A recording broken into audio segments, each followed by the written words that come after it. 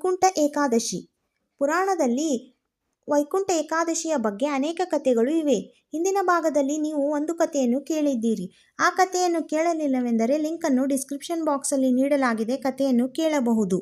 ಈ ಕಥೆಯು ಕನ್ನಡ ಹಾಗೂ ಇಂಗ್ಲಿಷ್ ಎರಡೂ ಭಾಷೆಯಲ್ಲಿದೆ. ಎರಡೂ ಭಾಷೆಯಲ್ಲೂ ಕಥೆಯನ್ನು ಕೇಳಬಹುದು. ಲಿಂಕನ್ನು ಡಿಸ್ಕ್ರಿಪ್ಷನ್ ಬಾಕ್ಸಲ್ಲಿ ನೀಡಲಾಗಿದೆ. ವೈಕುಂಠ ಏಕಾದಶಿಯ ಇನ್ನೊಂದು ಕಥೆ. ಏಕದಶೇಂದ್ರಿಯ ಪಾಪಂ ಯಕೃತಂ ಭವತಿ ಪ್ರಭೋ ಏಕಾದಶಿ ಉಪವಾಸನ್ ತತ್ಸರ್ವ ವಿಲೇಯಂ ವಜೇತ್. ಅಂದರೆ ಮನುಷ್ಯನು ಮಾಡಿದ ತಪ್ಪುಗಳಿಗೆ, ಪಾಪಕರ್ಮಗಳಿಗೆ ಪ್ರಾಯಶ್ಚಿತ ಆಗಬೇಕಾದರೆ ಏಕಾದಶಿ ವ್ರತ ಮಾಡಬೇಕು. ಅದರಲ್ಲಿಯೂ ವೈಕುಂಠ ಏಕಾದಶಿ ಸರ್ವಶ್ರೇಷ್ಠ.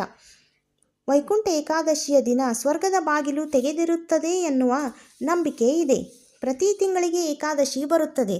ಅವುಗಳ ಹೆಸರೆಂದರೆ ಕಾಮದ ಏಕಾದಶಿ, ವರುಂಧನಿ ಏಕಾದಶಿ, ಮೋಹಿನಿ, ಅಪರ, ನಿರ್ಜಲ, ಜ್ಯೇಷ್ಠಾ ಯೋಗಿನಿ, ಪ್ರಥಮ, ಕಾಮ್ಯದ, ಪುತ್ರದ, ಇಂದಿರಾ, ಪಾಶಾಂಕುಶ, ರಮಾ ಏಕಾದಶಿ, ಪ್ರಮೋದಿನಿ, ಉತ್ಪತ್ತಿ, ಮೋಕ್ಷ, ಸಫಲ, ವೈಕುಂಠ ಏಕಾದಶಿ, ಪಾಪ ವಿಮೋಚನ, ಅಮಲಕ, ವಿಜಯ ಮತ್ತು ಜಯ ಏಕಾದಶಿ.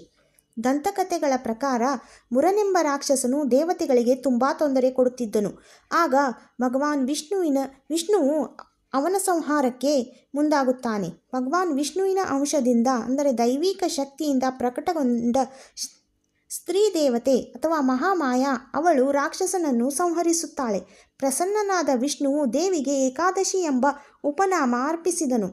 ಅವಳು ಭೂಮಿಯ ಜನರ ಎಲ್ಲ ಪಾಪವನ್ನು ನಾಶ ಮಾಡುವ ಸಾಮರ್ಥ್ಯವನ್ನು ಹೊಂದಿದ್ದಾಳೆ ಎನ್ನುವ ನಂಬಿಕೆ ಇದೆ.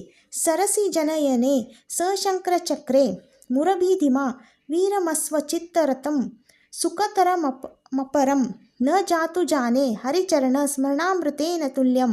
ಅಂದರೆ ಎಲೆ ಮನಸ್ಸೆ ಕಮಲದಂತೆ ಕೋಮಲವಾದ ಕಣ್ಣುಗಳು ಉಳ್ಳವನು, ಚಕ್ರಧಾರಿಯೂ ಆದ ಮುರಹರನೊಡನೆ ಧ್ಯಾನ ನಿರಂತರವಾಗುವುದನ್ನು ತ್ಯಜಿಸಬೇಡ.